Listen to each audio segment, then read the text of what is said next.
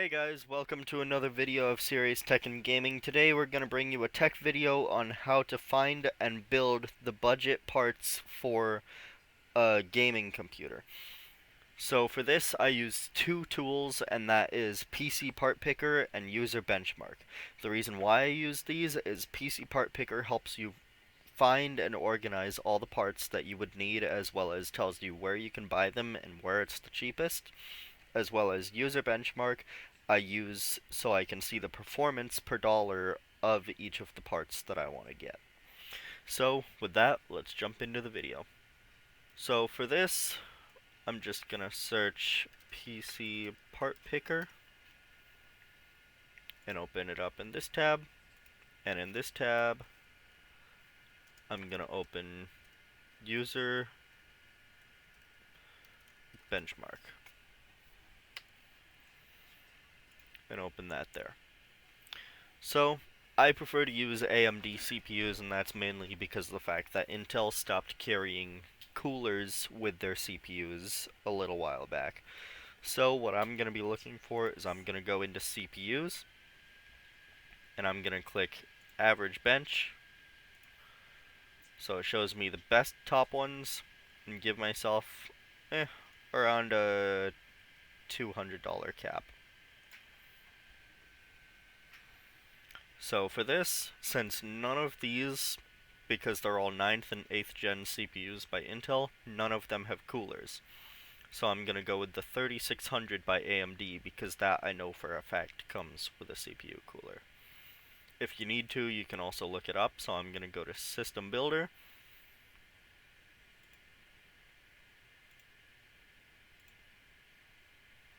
And I'm going to hit Choose a CPU, and I'm going to select the 3600. Now, since that comes with a cooler, we don't need to click Choose a CPU cooler, unless you plan on doing overclocking, but for now, I'm just going to be doing a basic gaming build.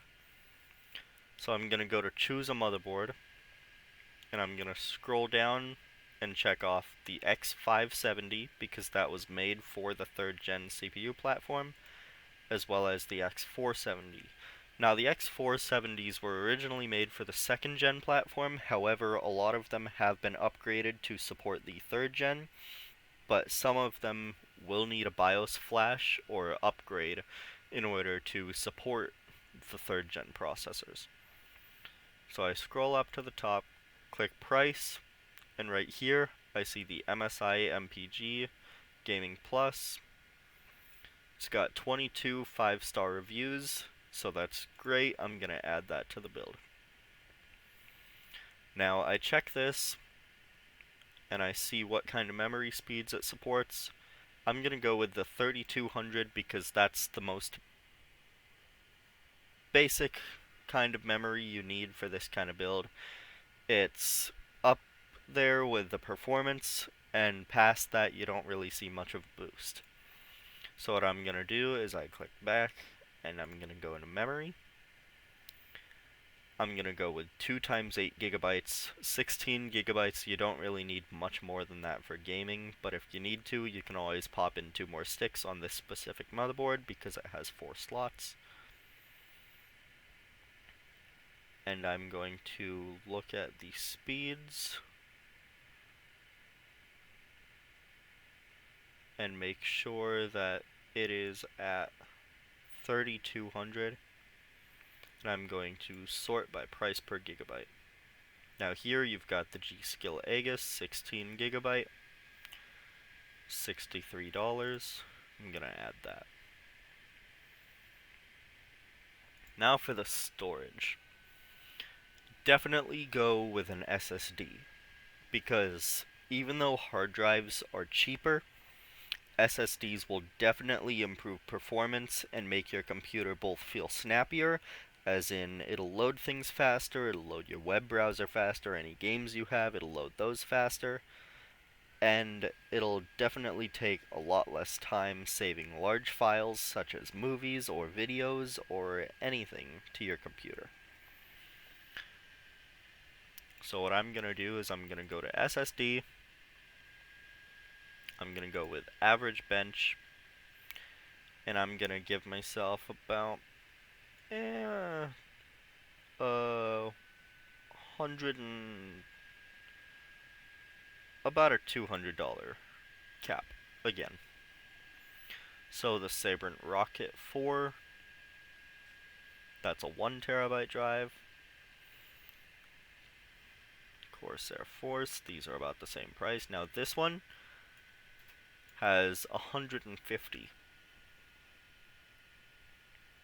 So you look at the performance, it's definitely got a lot less capacity, which would explain its price drop, which is why it's got a lower value here. So I'm looking through all the values here as well, because the highest value ones are often better as well. So if I click value, this one pops up at the top, and you can get the most for your money. So the Adata XPG SX 8200. So Adata XPG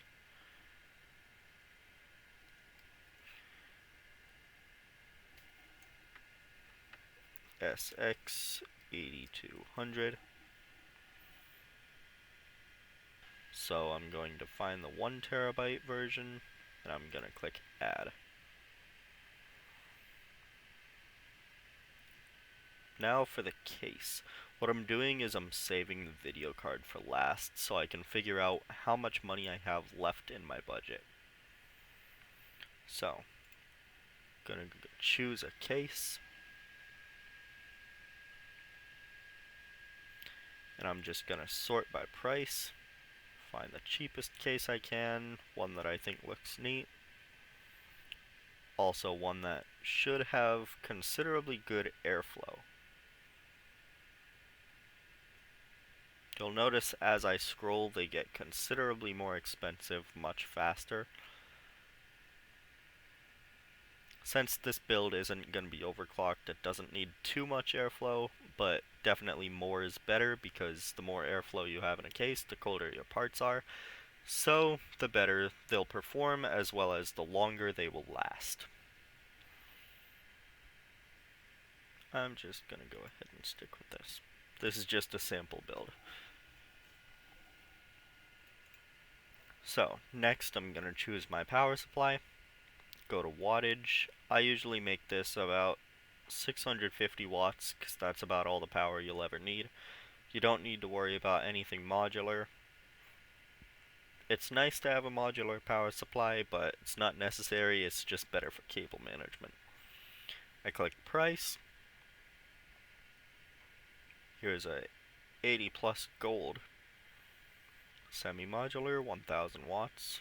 No reviews. That's interesting. I'll open that in a new tab, look at it closer.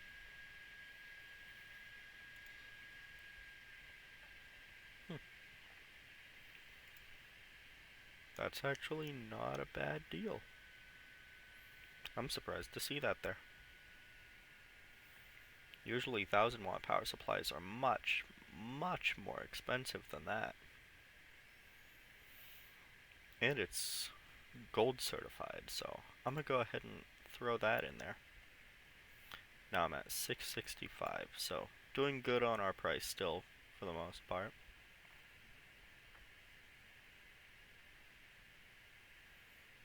Windows, if you don't have a computer already that you can download Windows on to a thumb drive, you are going to need to buy Windows. Other than that, if you have a laptop or another desktop and you're just looking to upgrade, you can go to the Microsoft website, and I believe there's a download of Windows. I'll be doing another video on that later.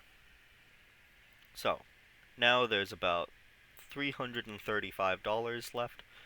So now we go into a video card, and we can go to user benchmark, go to GPU, price about $335.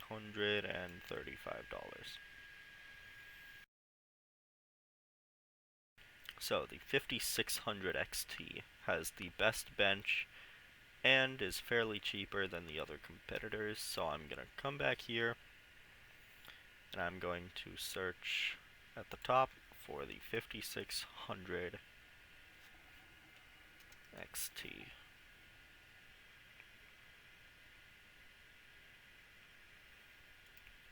Sort it by boost clock.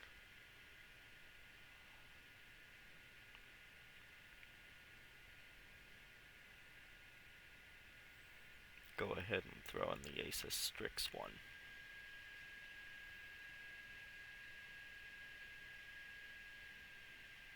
And there we go. I now have all the parts I need, assuming that I have a monitor, mouse, keyboard,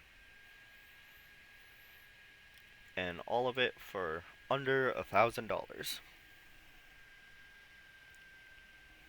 So that is how I look for the parts that I need whenever I want to do a PC build. So I hope you guys liked the video, and don't forget to subscribe, hit that notification bell. I'm going to be doing more videos upcoming, and I'll see you guys next time.